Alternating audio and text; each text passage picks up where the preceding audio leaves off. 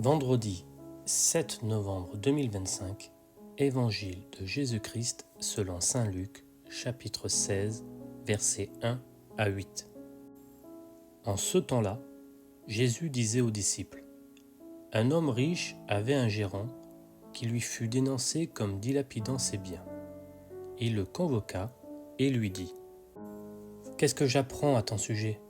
Rends-moi les comptes de ta gestion, car tu ne peux plus être mon gérant. » Le gérant se dit en lui-même : « Que vais-je faire, puisque mon maître me retire la gestion ? Travailler la terre ?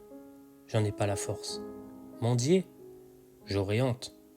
Je sais ce que je vais faire, pour qu'une fois renvoyé de ma gérance, des gens m'accueillent chez eux. » Il fit alors venir, un par un, ceux qui avaient des dettes envers son maître. Il demanda au premier : « Combien dois-tu à mon maître ? » Il répondit : « 100 barils d'huile. » Le gérant lui dit : « Voici ton reçu.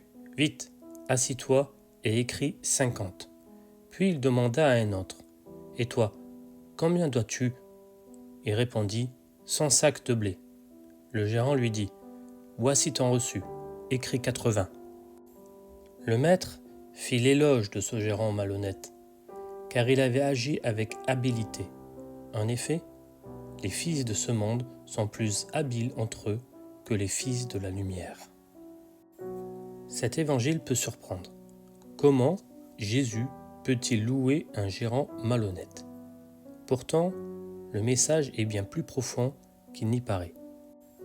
Le maître ne félicite pas la malhonnêteté du gérant, mais son intelligence, sa prévoyance et sa capacité à agir rapidement face à une situation difficile.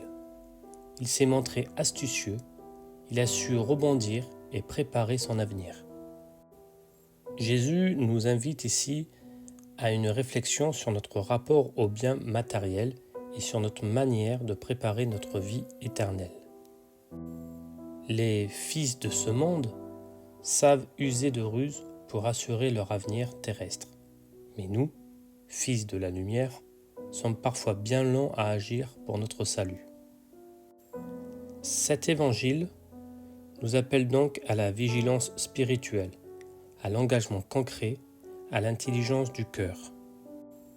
Il ne suffit pas d'avoir la foi, il faut la faire fructifier, agir avec discernement et savoir user de nos talents au service du royaume.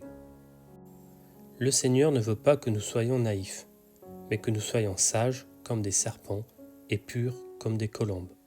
Matthieu, chapitre 10, verset 16.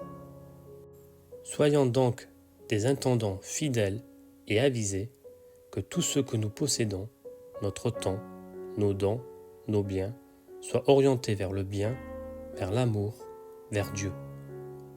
Là où est ton trésor, là aussi sera ton cœur. Luc, chapitre 12, verset 34.